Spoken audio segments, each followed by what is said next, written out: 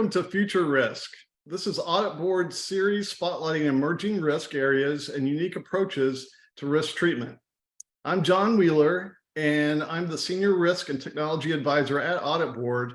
And joining me today is Rachelle Butler, and she is the IT Risk and Compliance Leader at Boeing. Welcome to the show. Thank you. Excited to be here.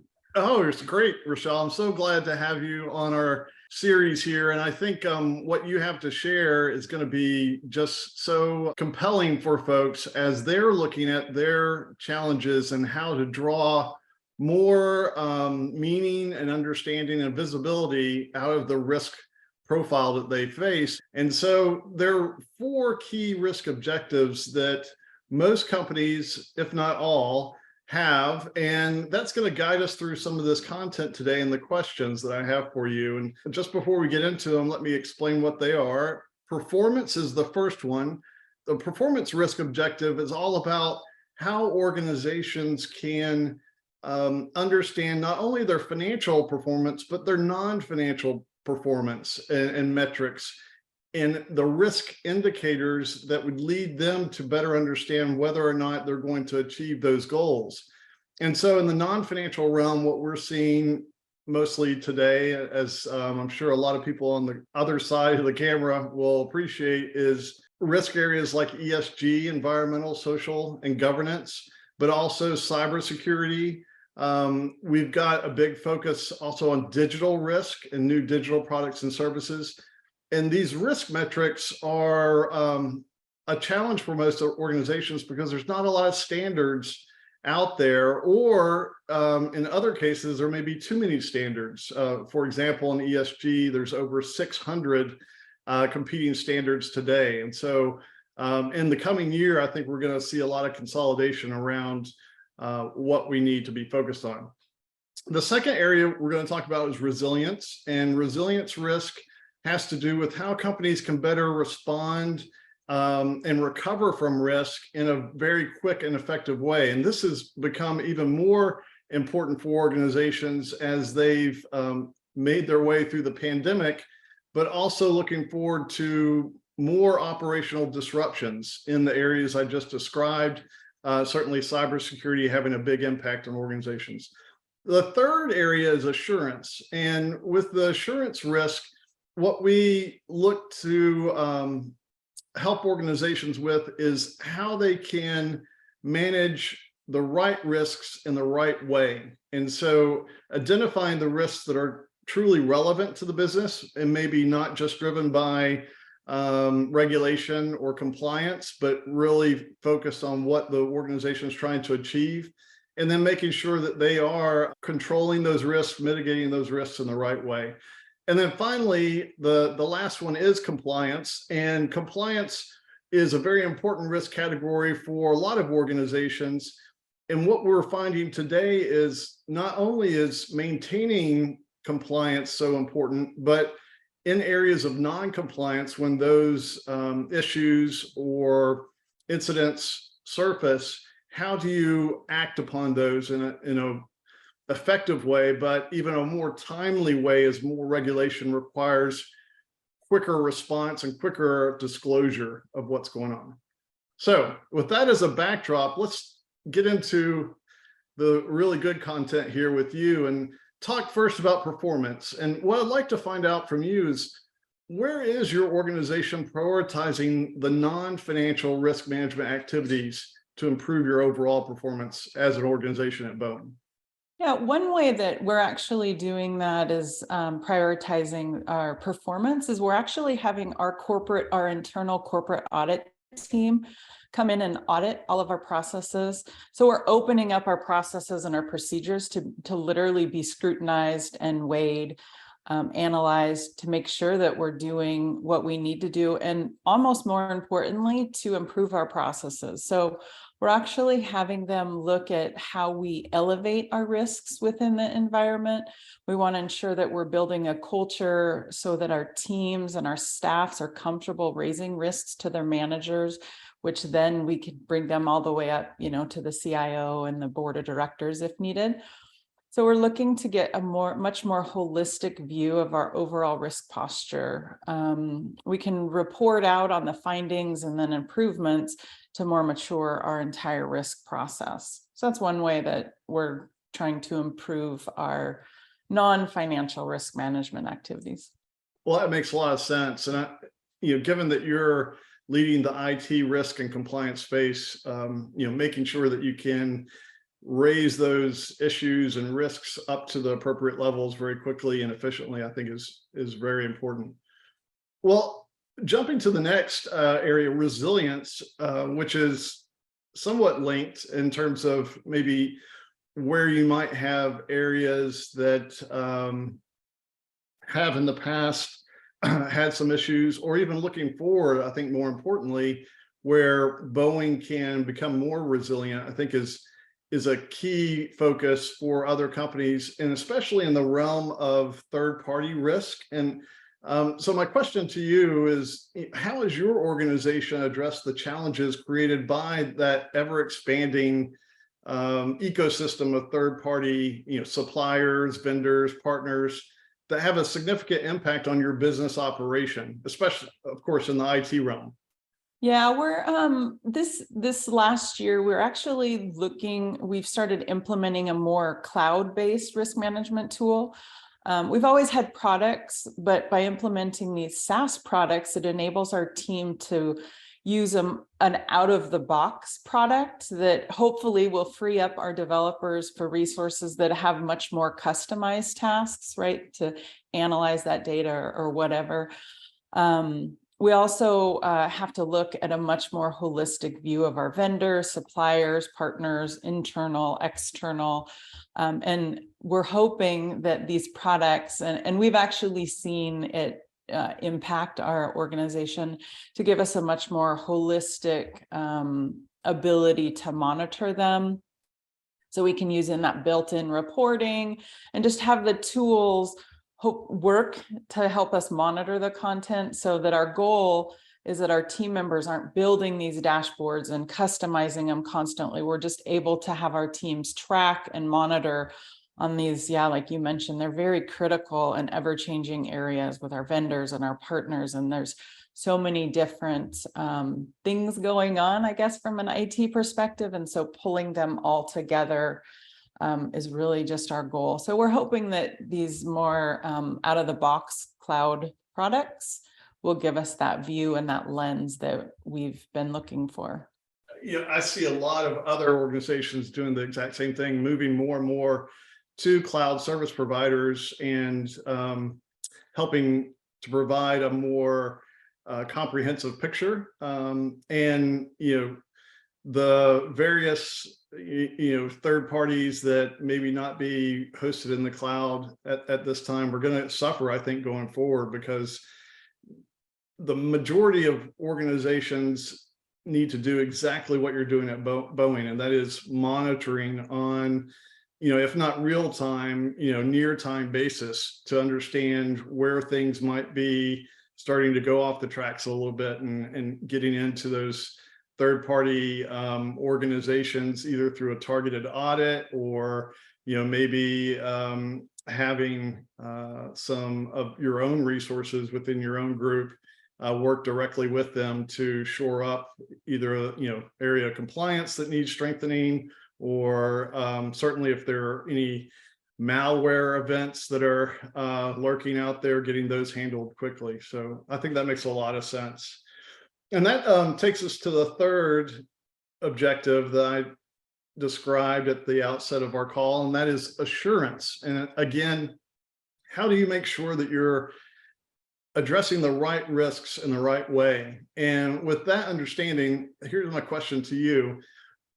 For Boeing, what are the top business priorities driving the need for greater assurance within your organization? We actually have 4 strategic objectives for our whole IT organization. We're the IT and data analytics organization. And so they were the same. We're excited that 2023, we're having the same strategic objectives from 2022. So that's good. We get to continue to implement those. And I'm just literally going to read it off our website. So the 4 are digital-led growth, product centricity and cloud, stability and predictability, and employee digital experience. So I would say that, if you think about our strategic objectives, 3 of them, the digital-led growth, improving our employees' digital experience, and moving to the cloud. So we're really focusing on digital transformation. I would say that that's an overarching top priority for our organization.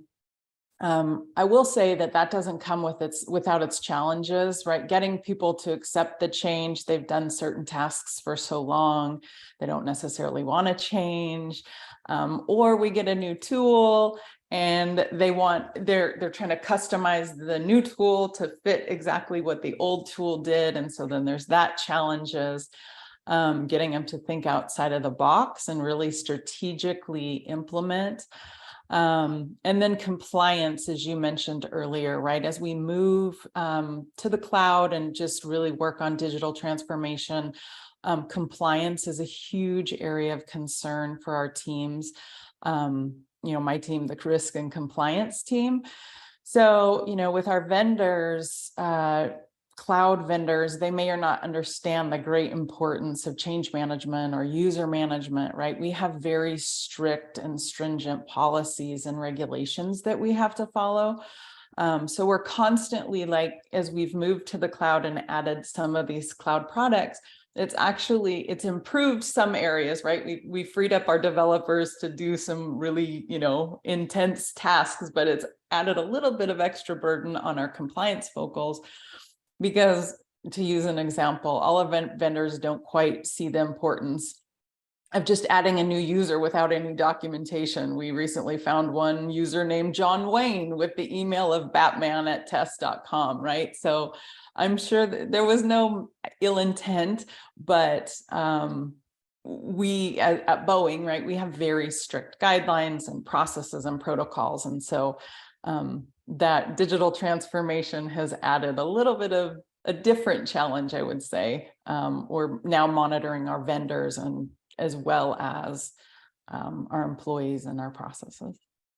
Well, it's a massive undertaking, and I'm sure, at Boeing, I can't imagine, and with the compliance challenge that you have, actually, you've taken me to the final objective around compliance and the need to prioritize resources in a way that aligns with where the business is headed. So my question to you in the compliance realm would be, how does your organization prioritize its resources on compliance activities, and in particular, as it relates to major changes or overlaps in the regulatory requirements that you face? I'm sure you have a lot of overlap.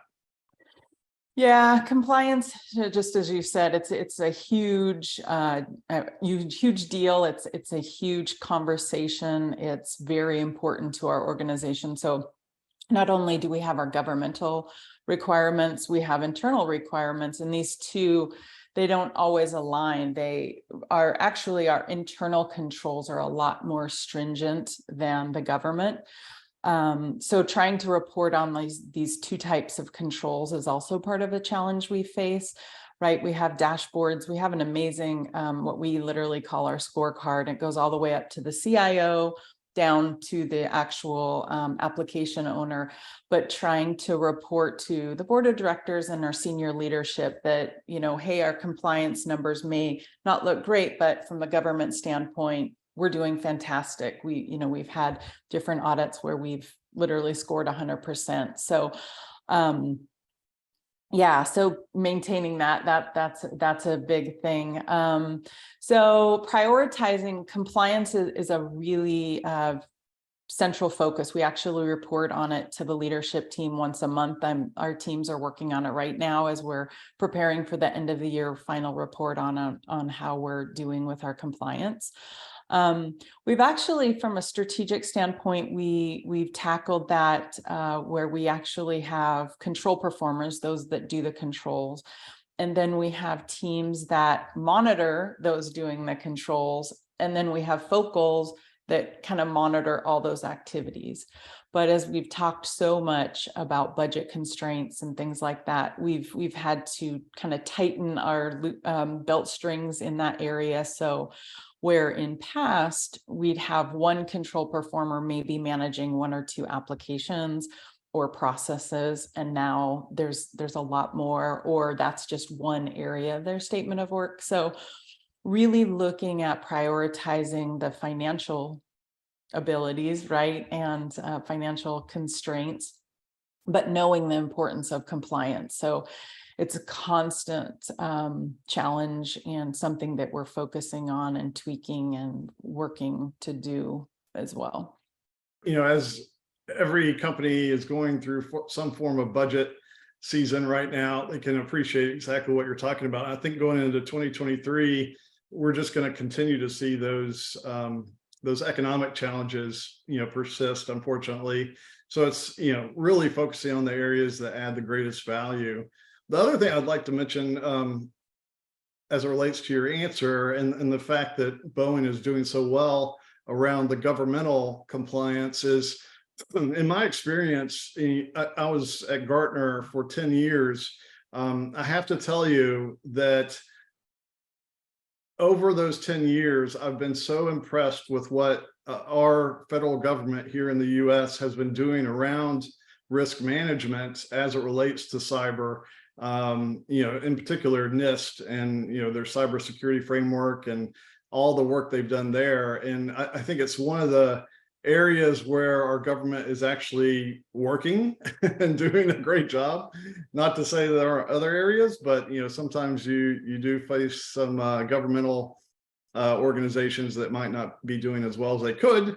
But given that you're doing so well and complying with those regulations, I'm sure that you're a standout for a lot of organizations who are looking to use NIST and the cybersecurity framework and the other guidance around the risk management practices to be more effective. So kudos to you. I was just going to say, we actually, from a risk management perspective, we've always used the COSO framework. However, I think it was the end of 2020, but really 2021, we've actually implemented the NIST framework. So we've reestablished, like, all of our organizations, all of our risks, all of our cybersecurity risks aligned to that NIST framework. And so it helped us really set the stage from a risk management perspective to make sure that we're hitting all the different areas. So there was a big challenge. We use kind of both of them now, COSO, not kind of, we actually do the COSO framework as well as the NIST, more specifically in our cybersecurity realm. But yeah, it is a really good framework, and it helps set the stage. It guides the risk team that maybe don't live and breathe risk management, that just kind of, as we talked about constraining budgets, have been added. Hey, you're now a risk focal, you need to monitor the risks. So it helped us train them, because training has been a huge thing that we've also expanded our teams with, is training them, and we've kind of wrapped it around that NIST framework. Well, that's super important to draw more people into the program. And that's what I've found about NIST is they've done a great job of making it practical and easy to understand, but also, very targeted in terms of what it's designed to accomplish. And the fact that you're using COSO in conjunction with NIST, I think, is great, because the other advice I always give folks as we talk about frameworks is there really isn't a single framework that can address everything. So to the extent that you can draw upon multiple frameworks to design your own unique framework, I think is a leading practice that I see. So again, I think Boeing is on the leading edge, it sounds like. So congratulations with that. Well, we're running out of time, and I really just wanted to share my thanks with you for taking the time out of your day and spending it with us here. And then want to say to the audience, happy holidays. It's the end of the year 2022. Looking forward to a bright new year in 2023 filled with much success for all of you. And also looking forward to many more of these Future Risk episodes to share our insights with you. So thanks and take care. We'll see you next time.